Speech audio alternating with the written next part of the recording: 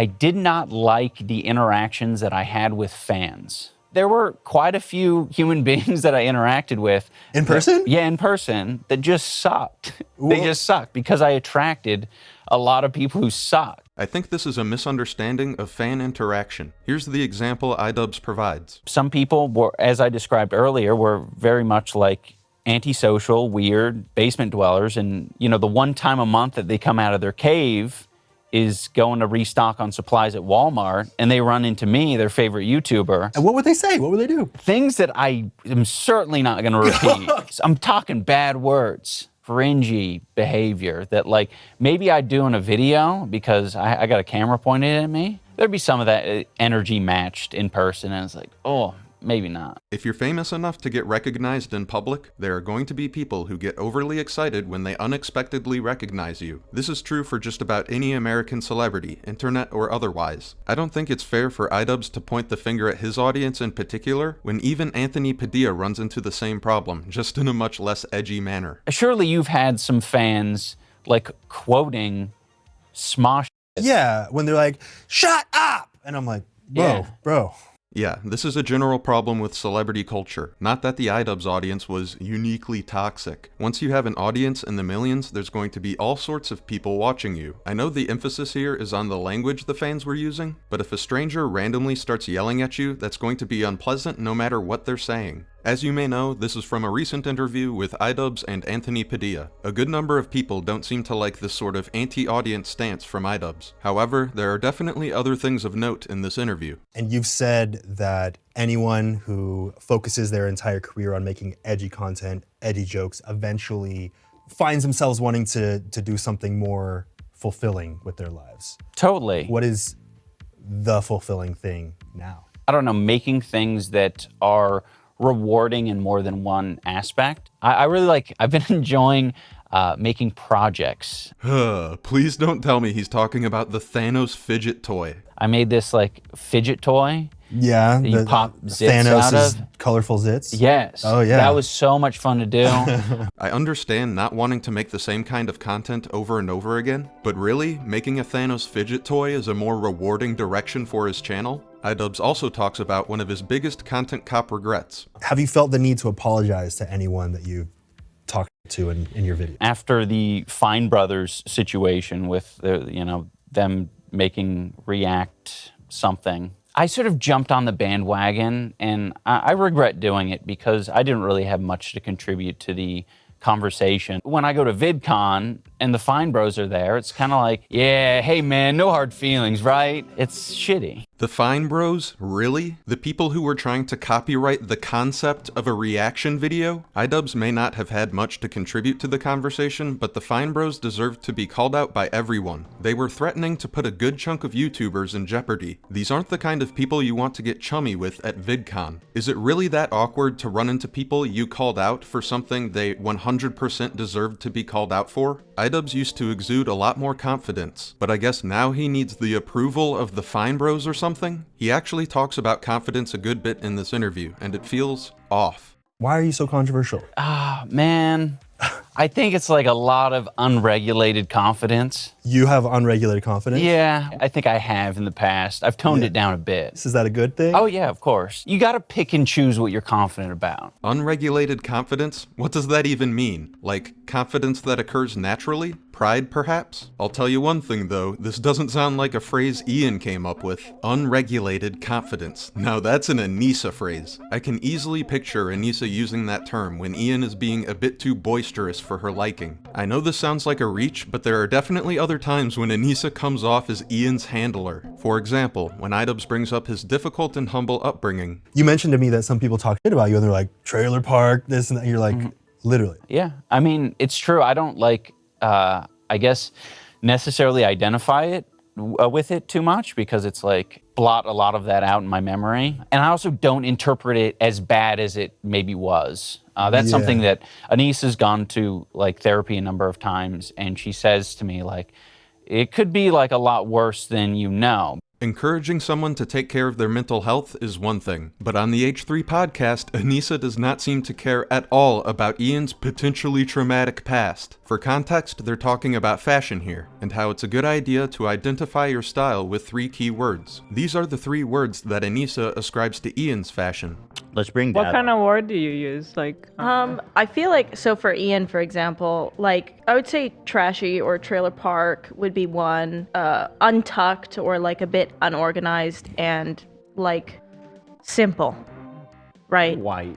Well, that goes with trailer trash. Okay. You can hear Hila laughing faintly, but Anisa is being stone cold serious. Ian adds the word white to the list, which seems to be an attempt at self-deprecating humor. To Anisa, though, this is something to correct, that no, whiteness is already lumped in with trailer park and trashy. And if you're concerned that your husband might have a more traumatic past than he realizes, then it might not be the greatest idea to use that past to showcase your husband's fashion on a podcast. Let's hear how invested in this fashion iDubbbz is. Yeah, that's Do you his vibe. identify with the trailer parks, Ian?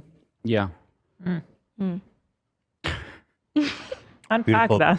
Yeah, go ahead. Yeah, trailer parks are cool. They're that's affordable housing. I don't like, I guess, necessarily identify it with it too much. I swear, he's acting more like an obedient dog here than an entertainer. Oh, but this is just about fashion. She just wants him to look nicer. Well, it gets worse. And I'd say Anisa has been very like instrumental. I think most guys can say that about their partners, is like they're going to have insight that you cannot have about yourself. You have to like be able to stand them and not like leave the situation. Right. I'm avoiding, I'll just f***ing leave. I don't have to face it. But with my partner that I want to like continue this relationship with, they hold the mirror up and they say, this is like, this thing that you're doing or whatever, it's very ugly. You might want to think about that. Now, on a surface level, this isn't really suspect. Having somebody close to you that can help you self-reflect is usually a good thing. The problem is, iDubbbz doesn't seem to participate in any self-reflection of his own, which would mean his understanding of himself is largely based off of Anisa's perception. I've hit a point recently where I cry a lot more often. I haven't self-reflected too much on it. Being that way, being avoidant and not, sharing feelings or thoughts and hoarding them has led to like a lot of missed business opportunities, a lot of missed personal connections. I'm trying to get better at it. That's what some people would call meditation. Yeah. When you're in that kind of state of overexertion while clearing your mind. Oh, no, not overexertion. I love to just check out just randomly. Maybe like when I'm driving.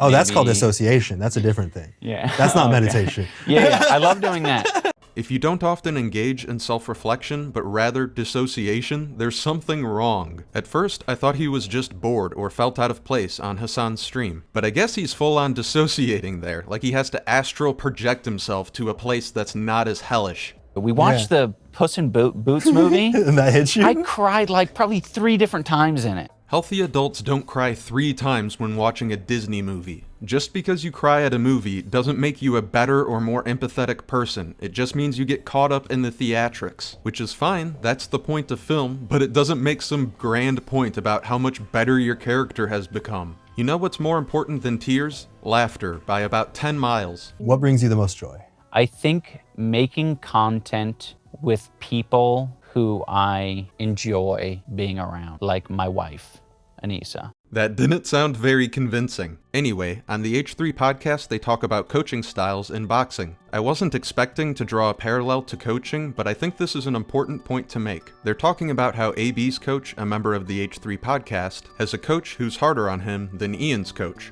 I don't know. I love Ian. He's got a lot of amazing qualities, but if he had a coach that told him to not come back, Ian would not come back. You think you wouldn't come back? Yeah. Yeah. I need to be coached in a different way. Definitely your coach's methods, I've seen it firsthand, a little bit different than AB's. Yes, complete opposite.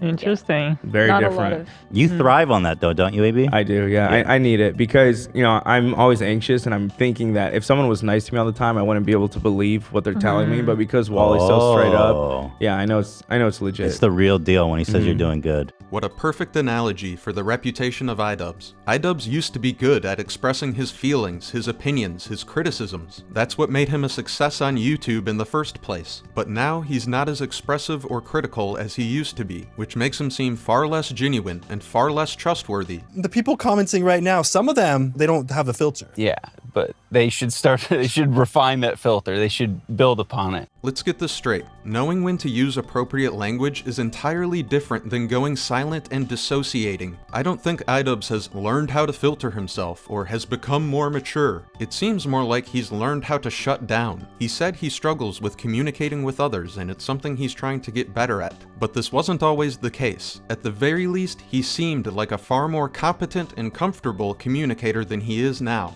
Alright, that's gonna have to do it for this one. Shout out to the best subscriber squad in all of YouTube. I hope everyone has a wonderful day.